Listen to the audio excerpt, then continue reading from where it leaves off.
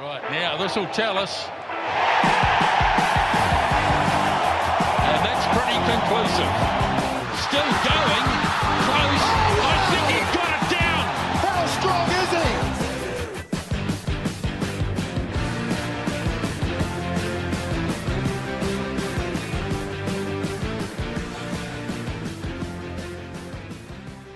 Welcome back to the Pick and Go podcast, your one-stop shop for all things rugby union and in particular Super Rugby Pacific 2026. I'm not joined by Piri Wipu this week. He was on his way here into the studio. I got a phone call about 5-10 minutes ago to say he had been called back into work. So he won't be able to make it. We'll have to pull him up on that next week. Obviously, he's having trouble sorting his schedule out. One person who doesn't have any problems sorting his schedule out is our good friend Ben Searle of Surly Talk Sport. Surly, welcome back in, mate. Yeah, cheers. I need to apologise to the people of Christchurch and Crusaders fans. My 0-5 prediction couldn't have been more wrong. And fair to say, I was in Christchurch on the weekend and I certainly heard about it. Very good. Also joining us from up north is a good friend of the Pick and Go, Steve Devine. Steve, welcome back in, mate. Yeah, good to be back on. And I'll just say that I will never apologise to anyone in Christchurch. Well, you certainly have no need to apologise for a bet that you threw out last week. It wasn't part of your actual official bets, but you did mention it. Canes to lead at half-time, Drua to win the game at $18, and bang, it came in. So if you took it yourself, you must be very, very happy. I bought a new suit. You see it? They were Benjamin Franklin's, and TB was just giving it away on the weekend. Absolutely giving it away left, right, and centre. Holy. That is one of the biggest tips that we've ever had, I think, on the Pick and Go. So sensational form shown there by Steve Devine. Hopefully he can carry it forward. Yeah, he's got another one. I've got another ripper this weekend, gentlemen. You'll have to wait towards the end of the pod to find out what it is. But for the time being, but once again, happy birthday, all those rugby players who are having a birthday today. Today we record on Tuesday, the 3rd of March. So you've got a birthday today. Happy birthday. Oh, Fritz, in the next few days. Happy birthday. Looking forward to having a big, big time. But let's get back to the rugby. Where are we going to start, Surly? I think, yeah, well, I'm waiting for Pity to send through his draft picks so that we can continue on from last episode where we did our first 5 picks for a Super Rugby draft. We're going to do picks 6 to 10 now, but we'll wait for Pity and see if he actually does send his picks through. If he does, we'll start it then. So to start off with, let's have a look back at last week. And first of all, a question for both of you. What was the biggest surprise last week? Was it the Crusaders coming back from 14-0 down early on? Was it the Blues? Once again, heartbreak for them in Canberra, losing in the final play of the game. Was it the Drua beating the Hurricanes in Lopoka? Or was it something else? We'll go to you first, Shirley. What was your biggest surprise from last week? Look, Steve wasn't surprised. I was surprised, though. I was surprised the Drua bounced back. I had pretty much put a line through them after losing at home against Moana, and then 2 disappointing performances, basically, to open the season. I didn't think they were any chance of beating a Hurricanes team that put away Moana really easily the week before. I didn't calculate the weather, didn't calculate the conditions, and the Drua bounced back massively. I was impressed with the performance that they put in, and I was a little bit shocked that the Hurricanes made so many errors and, put in that performance. Yes, the weather's one thing, but still, the amount of quality they have out on the field, I thought they would have executed better at times. Steve, Surly says the Drua were the biggest surprise. Obviously, with your bet, you weren't as surprised, and the weather and conditions obviously brought the two teams a wee bit closer together, but the Drua were deserved winners in that matchup against the Canes. But was that your biggest surprise of the weekend, or are you looking for a closer to home? No, I'm going to look a bit closer to home. I thought it was the Crusaders, not because they won the match, because, you never write off it was how they won the match.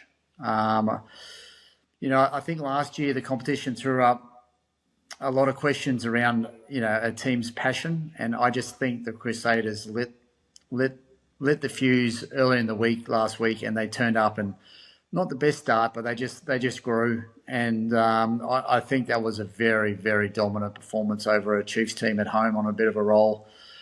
That was all mind games. That's going to bring nightmares if it happens again later in the season, especially in the finals.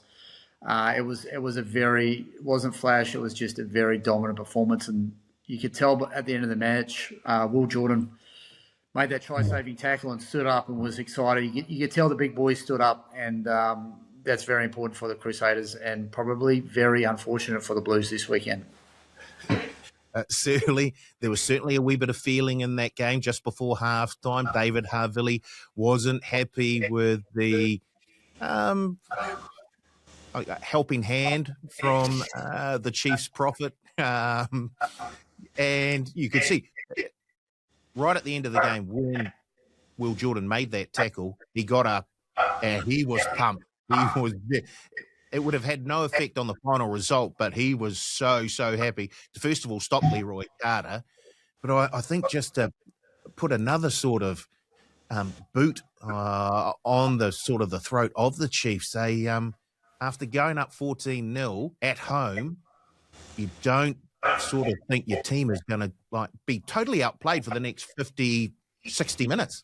Nah, that was a signal, right, of standards of how much the jersey means to that team and how important it was for them to bounce back. Will Jordan could have easily let that try in, or not even let the try in, just Leroy Carter scores the try and no one talks about it. But what a statement from him to show that he is willing to make those effort plays for his teammates and just for the pride in the jersey and their standards as a team. And I think, that they obviously hear everyone piling in, they hear everyone questioning whether it's them as a team, their coaching, the tactics, whatever it may be.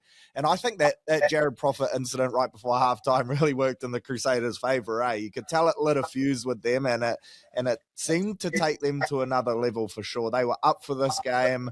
I thought they were really clinical. They were physical. They took on the Chiefs at set piece and won that battle as well. And yeah, there were some great tries throughout that game. I thought it was really entertaining, but yeah, it was a statement made by the defending champions to show that yes, the first 2 weeks weren't exactly clinical Crusaders footy, but yeah, when they hit their straps, there's still a load of talent in that team, and yeah, they are classy. There's a saying, Steve, don't wake a sleeping giant, and I think the Chiefs woke up the Crusaders. In fact, during the week, the Crusaders may have been woken up by a whole lot of noise around. They've started the season 0-2. Surly saying they were probably going to start the season 0-5. That certainly lit a fire under the Crusaders, and the Chiefs paid the price. Yeah, they did. It was a classy effort, and not based on anything flash, just based on effort.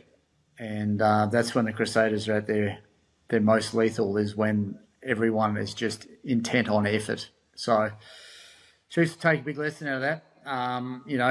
It's not about the niggle off the ball. It's about the Chiefs. The Chiefs are at their best when they play great footy and use the ball. And they got suckered into playing a bit of a physical game that they didn't need to play. And I think that was illustrated very, very nicely by that 100-metre try that they scored to make it 14-0. The momentum was going with them. I think we weren't even 10 minutes into the game when they scored that second try from one end of the park to the other, Surly. So, look, there were positives certainly there for the Chiefs initially, but the way that they got suckered into the Crusaders style of game would be a concern for the coaching unit, I'd think.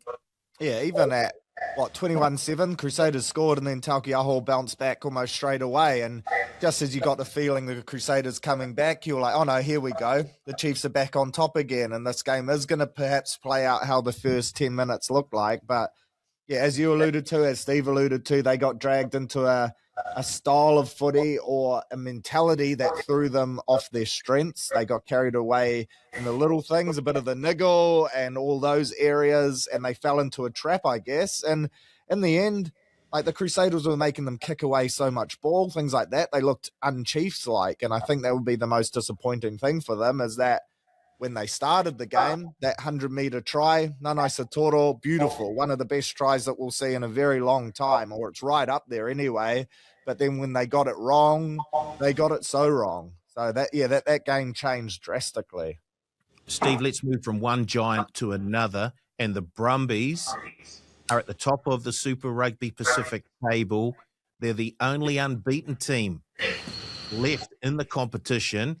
They had to wait until the 80-plus minute. But once again, they know how to win games. And unfortunately for the Blues, your Blues, they snatched defeat from the jaws of victory. Yeah, listen, I thought the Brumbies might be a little bit off after the big performance after the Crusaders. That, tends to make a bit of an easier week when everything's after a big win like that. So I thought they might not be themselves, and they probably weren't, but they were good enough to get themselves out of trouble. I feel the Blues lost it more so than the Brumbies won it, and that's probably the disappointing thing for the Blues boys, that they're just not quite experienced enough. I think that would have been a completely different scenario if Bodie Barrett was involved. Stephen Perifetta gets 10 minutes in the bin and it just unravels very, very quickly. So, it's a harsh learning for the Blues. Inexperience counted, in the downfall, and it makes me nervous for next year when we're losing. Already lost a whole lot of experience out of this team for next year. So, the boys need to learn, and they need to learn the harsh lessons pretty quick, because they did enough to win that match. Surely they learned some very, very harsh lessons, did the Blues. But another question, are the Brumbies the best team in the comp right now? It's a tough one, right? Because would you say the Blues are the best New Zealand Super Rugby side, and to take them in a game that they should have bet them at home in Canberra, realistically, I think the Blues still have players to come back and improvement in them, and the Brumbies have been riding this wave. They're certainly right up there. I think they are beatable. I think the Blues style of play really suits beating them as well. Physical forward pack, like, they can take them on in certain areas, where there's other New Zealand teams, their style of play might not suit beating a Brumbies team over there as much as perhaps the Blues did. But yeah, they showed on the weekend they're beatable. The Blues should have won that game. And it was one of those games where you just walk away more being like, how did they lose that? Not how did the Brumbies win that? Which I'm sure is frustrating for the Blues, especially on an occasion like that for someone like Dalton, right? It would have been an unreal scalp to claim over in Canberra heading into the Crusaders this week. Steve, same question to you. Are the Brumbies the best team in the comp right now, even though they beat an under-strength Blues side, aided by a late yellow card? However, if we remember back to last weekend, they went into Christchurch and put 50 on the Crusaders, and we're just seeing what the Crusaders did. So are you looking at the Brumbies thinking, right now, you are the best team? I'd say yes, right now they probably are. But, the Aussies don't have an NPC competition, right? So essentially those 3 months, they're pre-season training, getting big and strong in the gym, getting fit, doing lots of ball work on the paddock with skills. And the Australian teams definitely have picked their skills up. But I just think, some of the All Blacks have only been back in team training for a month. And we're into our fourth round of the competition this week. So traditionally the New Zealand teams start a little bit underdone. And traditionally the Aussie teams start very much on fire and tend to run out of steam a little bit towards the end of the season. So I wouldn't be sending the flares up for help just yet. This is pretty traditional what happens. The Aussies start pretty well, and the Brumbies are probably the more consistent team of all those Aussie teams. So they're always going to be there or thereabouts. And they have that fortress of Bruce Stadium in Canberra. It's a tough place to go and win. It's a 3.5 hour bus ride for everyone involved day before the game. It's a tough place to win, and they protect it well. So right now, yes. Ask me again in another month, and I'll probably give you a different answer, I think, Phil. Surely, let's move on to Lautoka and the Drua. Certainly deserved to beat the Canes on the weekend. They were very, very good. I remember the first couple of weeks, their 50-50 passes just weren't sticking. They were sticking on the weekend. And look, they outplayed the Canes. They were worthy winners. Yeah, that was more of that vintage Fiji Drua in Lautoka performance that we've come to know and love over the last few years, wasn't it? Like a packed crowd, vocal, tough conditions for travelling teams, suits the Fijian skill set perfectly, and they just played the better brand of footy. I would have been interested if a Brett Cameron or someone like that was at 10, perhaps to steer the ship and play a bit more of a territory, possession, settled style of play. I think not having a genuine first five might have hurt the Canes a little bit in that game, but take nothing away from the Drua. Like I've said a few times, I thought they were going to really battle this year, but that win will give them some great confidence because, geez, did they need it. If they'd lost 2 of their opening 3 games in Lautoka this season, then they would have been in a world of trouble. The Drua back, Steve, but this is a big loss for the Canes. Certainly, if you look at the season as a whole, I'm sure the Canes would have identified this game and thought we should get 4 points. Mate, there's all sorts of reasons. All sorts of reasons why the Canes lost. And I'm hanging in there for those reasons, mate. You can't go to Fiji.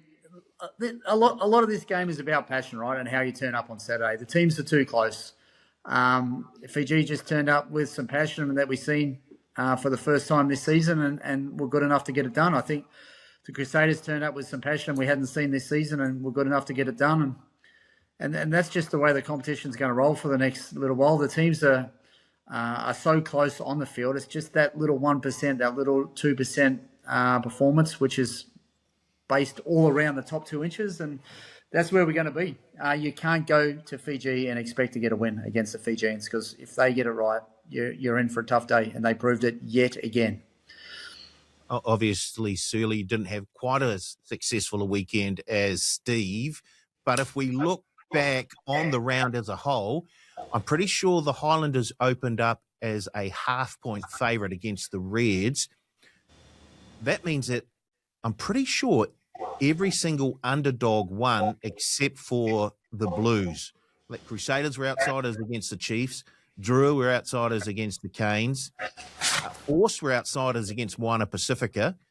Reds were slight outsiders early on last week. I'm fairly sure they were. So the only outsiders that didn't win were the Blues. So if you did back outsiders, you would have come away with a nice little profit just on the Highlanders. Surly, they just got outdone by a Reds team who played well at home. Yeah, at home off the back of a bye. And, yeah, they looked fired up and they wanted to win that game. I thought there were some refereeing decisions towards the back end that perhaps killed some of the Highlanders' momentum, but I still think the Reds deserve to win that game. There will be some salty fans in Dunedin for sure, and it was a little bit frustrating towards the end there when it seemed like there could have been a shift in momentum. But, yeah, the Reds are an exciting team. They play a good brand of footy, and they scored some nice tries too. So if you catch them at home in Brisbane there on the right day, they can play some good footy. They for me have been a team over the last 3 or 4 years that have always been a pleasure to watch. Anything to take out of that Highlanders loss for you, Steve? Yeah, they just weren't on. They weren't on song that much.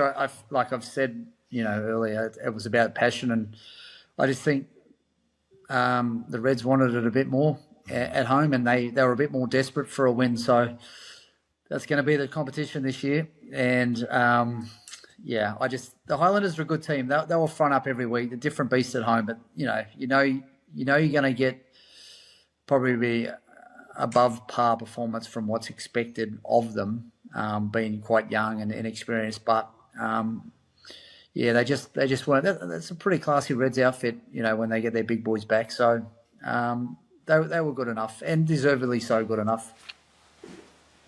Right, I think we've covered a sort of a review of last week.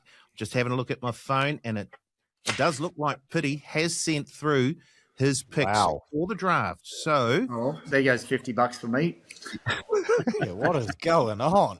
We'll go with that. Okay.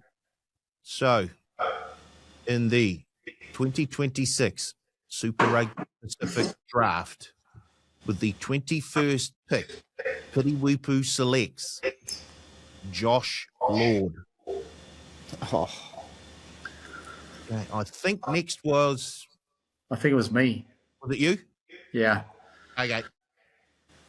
I'm really torn here. I need a prop and I need a Lucy. I'm gonna go. My number 6 pick will be Tamaiti Williams.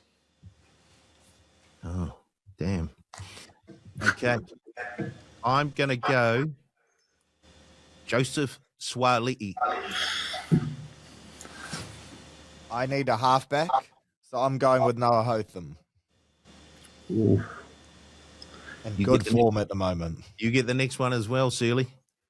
Perfect. I need some loose forwards, and I'm going to go with the man I call the superfood, Mr. Kale from the Brumbies. Charlie. Scores tries for fun. Scores tries for fun. He certainly, just ask any Blues fan. Wow. I'm going to go with, I need a lock. I'm going Sam Darry. Good call. And that's back to me. I need a Lucy, so I'm going to go Fraser McWright. He was great on the weekend. He was very, very good. Okay. Pity gets the next 2 picks. Oh, damn, I should have taken it. So he's taking Quinn Tupaia and Tyrell Lomax. Ooh. I'm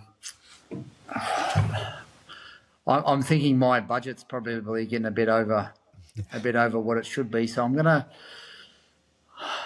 I'm gonna blow the budget. I'm going. I'm pretty sure Will Jordan hasn't been selected. Is that right, team? No, I've got him. Oh, you've got him. Okay, I'm gonna go. This is a big call. I'm gonna go. I need a hooker. So I'm going to go the young reserve hooker out of the Waratahs, who's a counties boy. Moana Nanu. Yeah. So I just think he's a wrecking ball. He's explosive and powerful, and he's my man at number 2. All right, where do I go here? I'm going to go Bowden Barrett. Okay. I need a lock. Stocks are starting to get a little bit low, unfortunately, but there is a bloke who is on sabbatical at the Hurricanes this year, so I'll go with Warner Durns. How good has he been for the Canes? He's been one of their best this early in the season.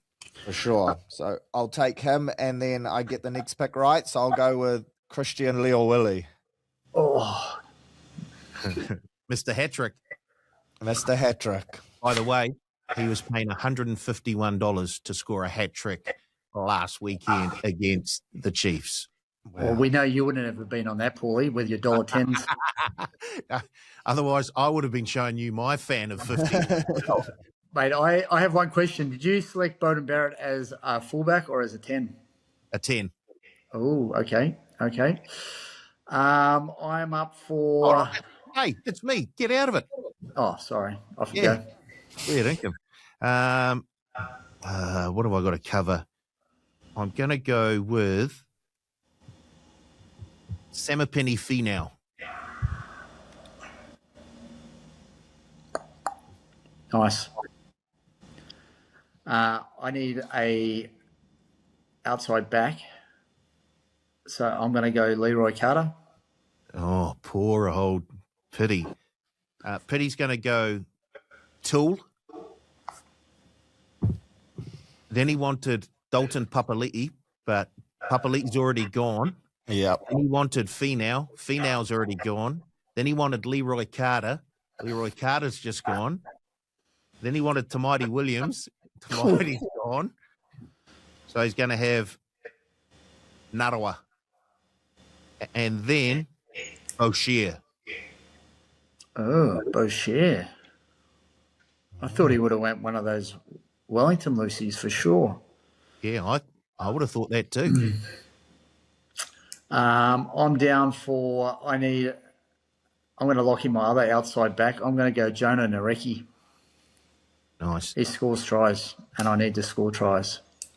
I probably need someone in the front row, so I'm going to go Ethan de Groot. And I'm going to round out my loose forward trio with Rob Valentini. Oh yeah, that was a good. He was my next up. He was huge on the weekend. Massive. He is just huge in general. Yeah. Is that your? Was that That's your me all second? down. That's my 10. 10. So I'm going to go. Do I go Lucy's? No, that's it, isn't it? No, we're going to come back round to pity, don't we? Or is that it? 1, Have you got 2, five? 3, 4. I've picked 5. 2, 3, 4, 5. Oh yeah, that is it. Sorry. Boom. We could keep going for days, but The draft is over. We're down to what? 10 players each now. Next week, we'll be doing selections 11 to 15. oh yeah. 11 to 15. Right. What do we got up next? We've already done a bit of a review of last weekend's games. So why don't we jump ahead to this week's games? I will just bring them up now because the bookies have got the odds out for Super Rugby this week. We'll start with the first game. Chiefs up against Moana Pacifica. Going to be a tough one for Moana. The Chiefs are $1.02. Moana Pacifica $13. They are 26.5-point favourites, the Chiefs, against Moana Pacifica. The total has been set at 67.5 for this game. I'm not surprised that the Chiefs are so short, but 26.5-point favourites, Shirley? Yeah, that is high. That is high for sure. Obviously, the bookies are expecting a bounce back and haven't been impressed by Moana as of late.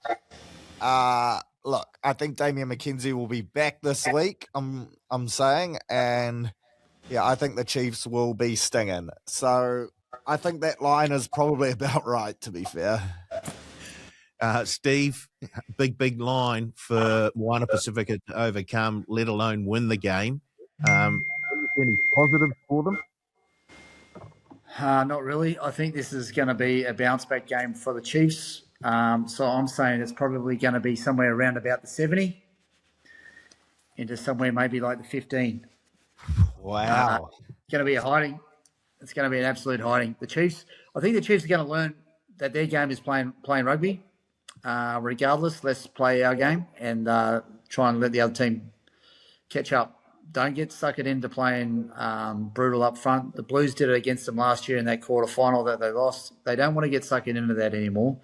They want to play their game, which is expansive rugby. So I think we're going to see a mind shift from the Chiefs this week, and they're going to be going to score some tries. So load up on the try scorers team. Wow, same game, multi-time it sounds like, Surly. Steve, very, very confident there. And I guess when you're at the top of the table looking down on me and you can certainly have that sort of confidence. Do Moana Pacifica have, first of all, the defensive lines to actually stop the Chiefs from scoring tries at will, as has been suggested by Steve Devine? No, I also think the Chiefs will be too good. I wasn't ballsy enough to make a 70 to 15 prediction and wear a money suit, but I guess when you're at the top of the ladder, that's the type of things that you can do. I'm just hoping a bit of complacency slips into Steve's game. You know, myself and you, Paulie, we probably wanted a bit more than Steve wants it now after a couple big wins. So let's hope we have a Crusaders-like bounce-back performance this weekend. But I do think he's pretty much on the money with the Chiefs there. I'm thinking wingers, thinking Taukiaho if he's named. I think it could be fairly comfortable for the lads. Steve, is this off the Crusaders doing Moana Pacifica no favours here by really putting it to the Chiefs last weekend? Is this what we might call a bounce back? Yeah. The Brumbies did it to the Crusaders, and now the Crusaders are going to do it to the Chiefs. They've just lit a fuse, made them ask a few tough questions on Monday morning, and just made them train with a little bit more fizz this week, I'd imagine, and look out. Righty, let's move on to the next game this week, and it's a wee bit closer, this one, guys. Waratahs hosting the Hurricanes. Waratahs $2.05 at home. The Canes $1.70. 1.5 point underdogs at home, the Tars, and the game total here, it's not 67.5, it's 56.5. So Shirley, where should we be looking here? There's value around the Tars. I'm surprised they're underdogs like that at home, to be honest. I think a similar recipe to what we saw from the Reds on the weekend off the back of a bye after looking so good. I expect them to be fired up and look to make a statement. Obviously, the Canes will be disappointed and there's potential there for a bounce back. But I think in games like this, like Ruben Love isn't back yet. I think they're still going to lack a genuine 10. It'll be interesting to see what they do in the 10 jersey. But yeah, I think that Tars team, to start the season anyway, looks like they are operating really nicely. And I think at home, the main factor, I'm thinking there's some value there around them, 1-12. Steve, are you looking for a bounce back from the Canes here, or the Tars at home? Very, very dangerous. Yeah, I think the Canes will be desperate. I'm just worried about that number 10 position. It's such a pivotal role. I've got on my little tip sheet, I've got the Tars 1-12 at $3.75. I think, for me, I think that's where the value is. So in a 50-50 match, right? This one could go either way. I just think $3.75 for Waratahs 1-12 at home is not a bad play. Surly, the Reds came off the bye and put on a big performance. The Canes, as you say, without a stock standard 10, I guess. But how do they juggle the lineup here?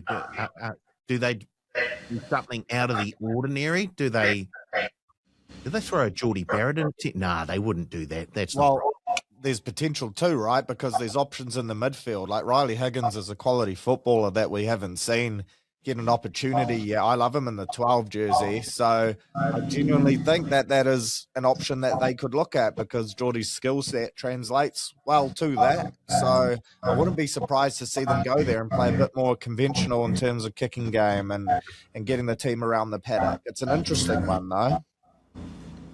I picked Riley Higgins to be my player of the tournament last year, but he got injured pretty early on. Like that kid can play some serious football. I wouldn't have I'd rather have Geordie at 10 than an inexperienced guy who's maybe only played 10 or 15 matches, full stop. So that's where I'd be leaning. Well, I guess we'll find out later this week if the Hurricane selectors listen to the pick and go. And if Geordie does come out in the 10 jersey, I think we can just put a big green tick next to our names, having identified that early on. I'm not sure that will happen, but it will be interesting to see what lineup the Hurricanes do go with this weekend up against the Waratahs over that side of the ditch. Saturday afternoon, we return to this side of the ditch, and the Highlanders host the Force. Force coming off that very good win against Moana Pacifica. The Highlanders slightly disappointing in Australia against the Reds. They're $1.30, the Highlanders. The Force are $3.40. Highlanders are 8.5 point favourites, and the total in this game is set at 57.5. Steve, do you say, is this a bounce back game? Yeah, I think the Highlanders at home are going to be tough, no matter who they're playing. The Force will need to get a bit of upfront dominance. I'm not sure they're going to do that at home against this Highlanders team. Jamie will have them fizzing. They need a win, and this is one that they would have targeted at the start of the season. And Yeah, for me, Highlands, I don't think there'll be a lot in it. Maybe 1 to 12 at $2.75 was sort of my pick, I feel. What was that song? That was my phone ringing. Yeah, but it was what? Hang on, it's the TAB. Oh, You got more money. They're going to give me more money. I was going to say, the money man's phone ringing hot. Actually, they just asked me not to tip this week.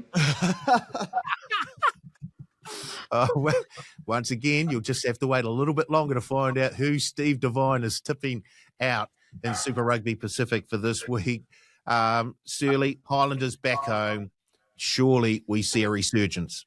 Yeah, I think they'll be way too good. Or not way too good. I think they will be too good, though, at home. Under the roof, good crowd, and back to their style of play. I'm expecting them to be fired up. Tangi Tau to score a couple at least. I think they'll get the job done for sure. Next game, Saturday night, and it's a blockbuster. One of the more traditional rivalries here. The Blues up against the Crusaders. Blues, $2.20. Crusaders, $1.65. They're 2.5-point underdog Blues at home, and the game total is set at 55.5.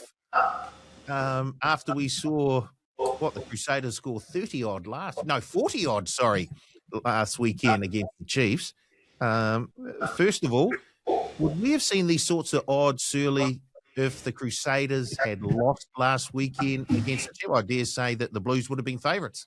Yeah, I think they would have been. Bodie's due back, isn't he? So, yeah, I think the Blues would have been favourites heading into this, but I think it's a reflection of how good the Crusaders looked last week and the market talking about that. This is always a great game, and I think it's going to be another great game for sure. That Blues pack will be up for another physical encounter, and both teams have strike in that back line. So, yeah, this is going to be a heck of a watch. I heard Steve before say that he thinks the Crusaders will get this one, or he alluded towards that. So I'm excited to hear his take there, because it's not often he admits defeat for his Blues. No, not often at all. Let's see. Where does Steve see this game going? Well, are you asking me, or are you asking the money man? Let's ask the money man, because he's the one that tells the truth. He pays the bill. The money man is saying $1.65 the Crusaders to win is absolutely. You'd be an idiot not to be on that. That's my head-to-head of the round. Well, it is my head-to-head of the round. $1.65 for Crusaders Eden Park. There wouldn't be anyone in Christchurch that wouldn't be taking that money. Wow, wait. But Steve Devine says the Blues at a 1 to 12. They're not going to. If they win, then it's not going to be by much, just because the way these teams operate over the last 30 years. The Blues 1 to 12 at $3.25 is also not a bad shout. So that's the toss of the coin for me. They're the two options. I can't see the Blues being 13 plus, and the Crusaders. I would say let's say 6 times out of 10, 7 times out of 10 are going to win this. So, $1.65 head-to-head's pretty good. The way Steve is talking there, Surly, it almost sounds like he's keen to take either team to win by under 7.5, a bet that you haven't been afraid to place at times. No, it hasn't been that fruitful for me at times, though. Whenever I fence it, things don't seem to go my way. So I'm starting to think that Crusaders 1 to 12 at $2.65 and following the money man's head over Steve Devine's heart could well be the way to go this week, but we'll see. You would have played the Crusaders a few times, Steve. How many times did you lose to the Crusaders at Eden Park? Wow. I don't think that's the question. I think the question is how many sheep have they shagged? Oh, gee. Let's move on to the next game. Both hard to answer. There we go. Yeah. Final game of the round. And the unbeaten Brumbies. I heard there's a few sheep on the list. The TAB do not necessarily share or endorse any of Steve Devine's thoughts. The final game of the round, we head across back to Canberra, where the Brumbies will be hosting the Reds, both teams coming off wins last week. And, of course, the Brumbies yet to taste defeat this season. They're $1.37, the Brumbies.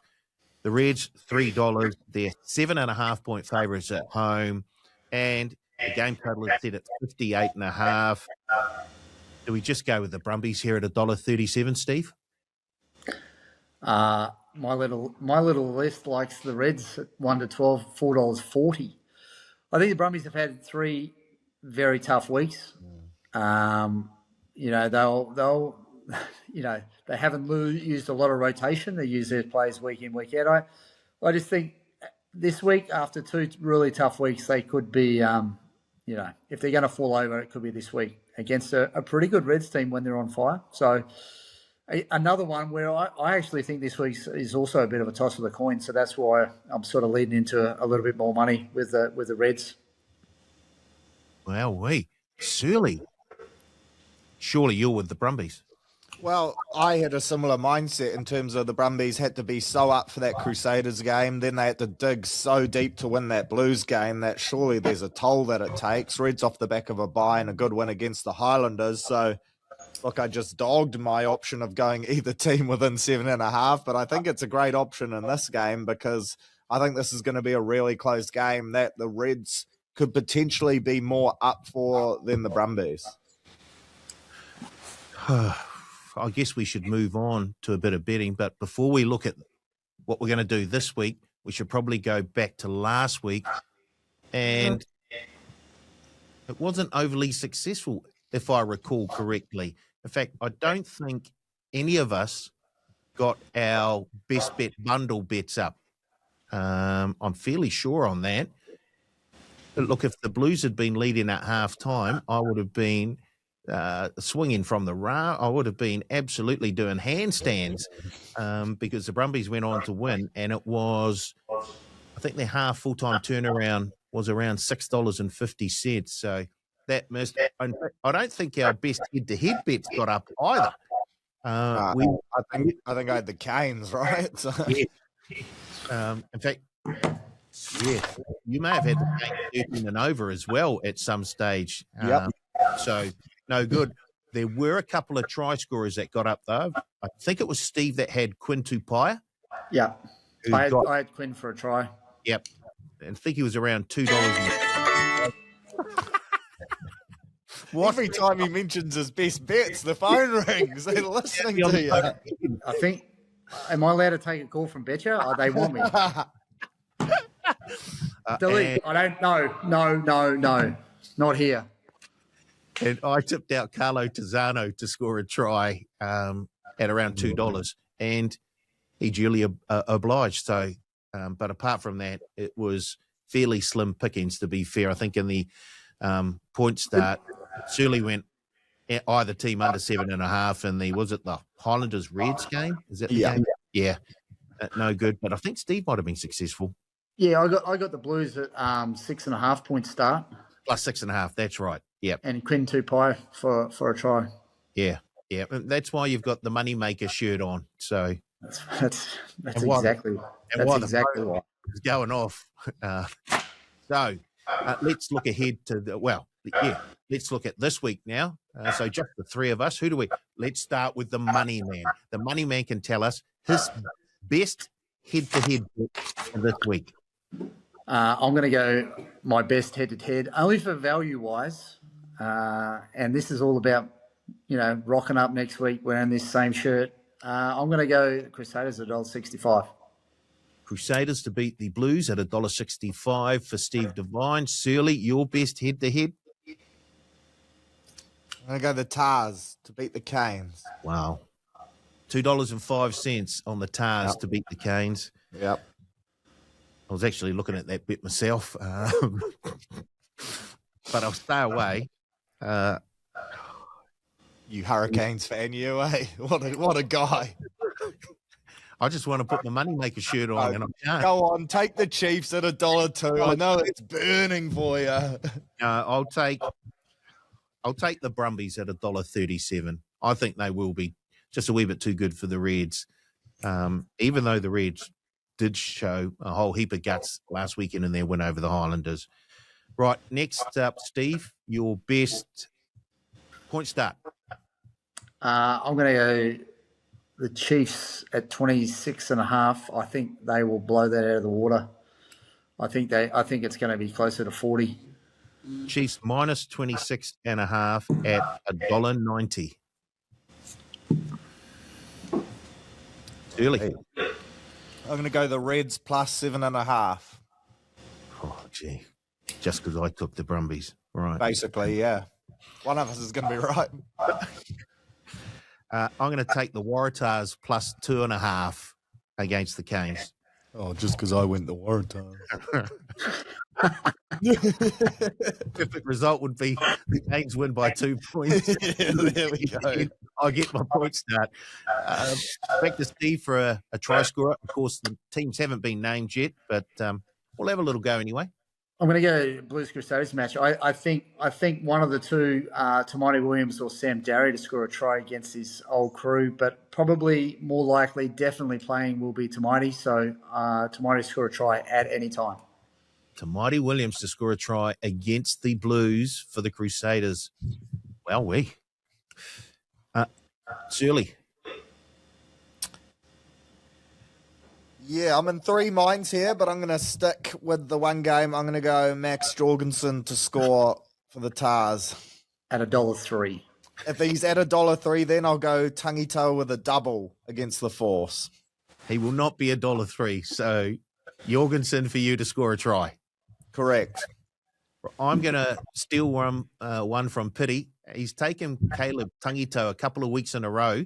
I think he was successful the first time he picked him. Wasn't last week. I'm going to get on Caleb Tangito Oh, this so you're just time. taking what I just said, but I said a double, and you've meowed it down to one. You can have Jorgensen. I'm having Tangito. I can't believe what is happening in this universe. Paulie, you're taking tips from Petty. Hey, desperate times call for desperate measures. Wow, mate. When you're wearing Lee. that suit, it's easy to tip. When you're not, life looks bleak from down here. Come on. Yep, you may not see me next week if Yeah, mate. Hey, take this 50 and put something on yourself, all right? Oh, he's dishing it out. final bet. Winning team and margin bet now. I'm going to go. Now, this is my controversial tip of the weekend, guys. Everyone listen. I backed an $18 in last week, and I think I'm going to go close to doing it again. Now, I think in this round, there's going to be a draw. Now, it's either going to be the Tars or the Canes, the Reds or the Brumbies, or the Highlanders v. the Force. Wow. So the last two of those are $21, and the Tars versus Canes is $17. Now, I think I'm going to go for a draw in Tars Canes. That would screw both of us, Paulie, wouldn't it? I can still get my plus 2.5. Oh, yeah, you would. You would. But if Steve Devine gets this bet up, that's it. I'm giving the punt up. I'm betting on it right now. I'm out of suits if it does come home. Just, bring us back to reality, please, Surly. What, by tipping a losing bet? Yeah, sure. Luckily for Steve and all Blues fans out there, I'm going to go Crusaders 1-12 at $2.65. I'm going to go to the Waratahs Hurricanes game. And You sound so nervous. Come on. I'm going to go to the Waratahs at Canes game, and I'm going to do a Surly here. I'm going to take either team to win by under 7.5, and that's paying $2.30 in the Tars Canes game. Looks like a very, very tight game for mine. Tars coming off the bye, Canes going in probably without a recognised first five, but desperate. So it should be a very, very tight game right down to the very final whistle. Okay. Is that it? What else have we got, Surly? I think we're meant to do who would be a jockey. Oh, yeah. Trading places for this week. Of course, it's Champions Day up at Ellerslie this weekend with the running of the NZB Kiwi, the richest slot race on the Southern Hemisphere on the turf. Also, the Group 1 New Zealand Derby, the Group 1 Bone Crusher, the Group 1 Sistema, that's Auckland Cup Day as well. There will be plenty on at Ellerslie. So with that in mind, I want Steve and Shirley to come up with a rugby player, past or present, who they think might make a brilliant jockey and or trainer. I just thought there's one pretty clear and obvious choice here that if I was to select a jockey, it'd need to be small and fast, just like the horse. So I'd go Terry Wright. I think Terry Wright he probably could still be a jockey. I think he played about around 75 kilos for his first class matches, which is, I don't think there'd be many smaller than that going around. And it was strange because I think on the other wing of the Auckland and or Blues, I don't know if Terry Wright played super, but Inga, the winger, would have been on the other side, wouldn't he? I think Terry played a lot with JK, who was a big boy for his terms back in the day. So, yeah, little Terry Wright. He was quick, cheeky, everything you want, and a good jockey. Yep, and great Northcote man as well, Steve. So you've made a smart decision there. Where do you go after that, Shirley? Yeah, tough to follow. I've got a couple here. I had Peter Stringer. I think he fits the build. I had Tanaka, the Japanese 9 who came across and played for the Highlanders. Yeah. He was in there. And then I also had Brad Weber, just because I reckon he would just fit the frame, but also would just chirp you. He seemed like he had really good chat and he was competitive as anything. Yeah.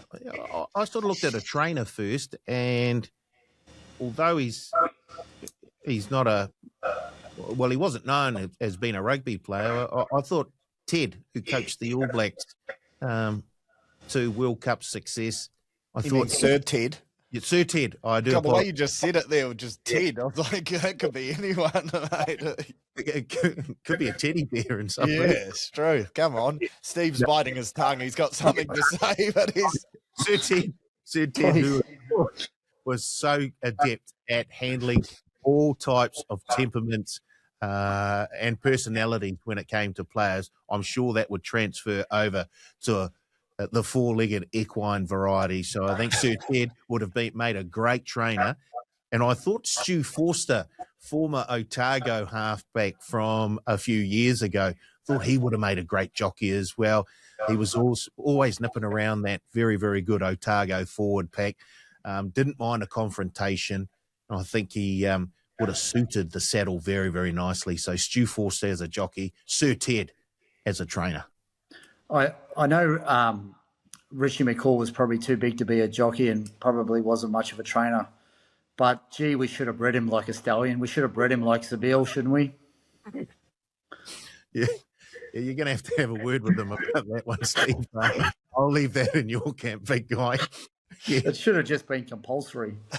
I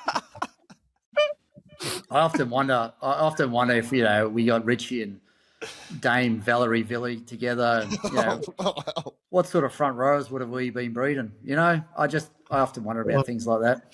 I'm not sure how much of this is going to actually make broadcast. Your brain, Steve, must be an amazing place to be in. So, Richie McCaw is the Savabeel of rugby. Fair income. I think we should leave it there for this week before we get into too much trouble. Before we do go, Steve, what's up this weekend? You're heading along to Eden Park on Saturday night. I think I might actually. What day is it? Tuesday. Mate, I had a weekend away. Not only did I win the money last weekend, I actually won a fishing tournament as well. I got biggest trevally in the West Coaster. Wow. So I might head along to the Blues match if I'm not at work. But it also, isn't there a little race on the weekend that I'm still holding my breath for tickets for? But I've probably just burnt that bridge today, haven't I? He's good, this guy. He's good. Look out. We might see Steve Devine on Champions Day. Why wouldn't they bring me? Why wouldn't they bring me to Champions Day? Oh, jeez. Where do we go, Silly? What are you up to? Are you obviously you'll probably be heading along on Friday night, I would think. Yeah, Friday night was Saturday Champions Day. Sorry, Steve. Are you going? I am going, mate. I am going. I'll check the. Did they post out or email out? Email. Aha. Boy, check your spam. Check your spam. Paulie, what's it going to cost me? Let's see what we can do for Steve Devine. He might be at Ellerslie on Saturday at Champions Day. Well, if I am, I'll be handing tips out, Paulie. That's for sure. There we go. It could cost. Or, conversely, it could be an absolute gold rush for the bookies. Absolutely. I'll definitely be at the WAS on Friday night, and then I will be heading along to Ellerslie for Champions Day. Can't wait for the NZB Kiwi and that star Philly. Well written. Righty, who's your plus one, mate? Just asking. Actually, I don't have one. Oh, me cameraman, Lee. He's my plus one. Yeah. I've dabbled with a bit of camera in my time. In what way? I don't want to ask. Do not ask him, Shirley. That's it. We don't have any more time for this week. Well, look forward. This podcast is 4 minutes long. You know why? It's all been edited. We'll see everyone. Hopefully, Pity will be back. I can tell you that Jeff Littleton is bloody champion at the bit to get back in. So he probably will be here. Shirley will be back. I hopefully will be back, and we'll see you all again on the Pick and Go.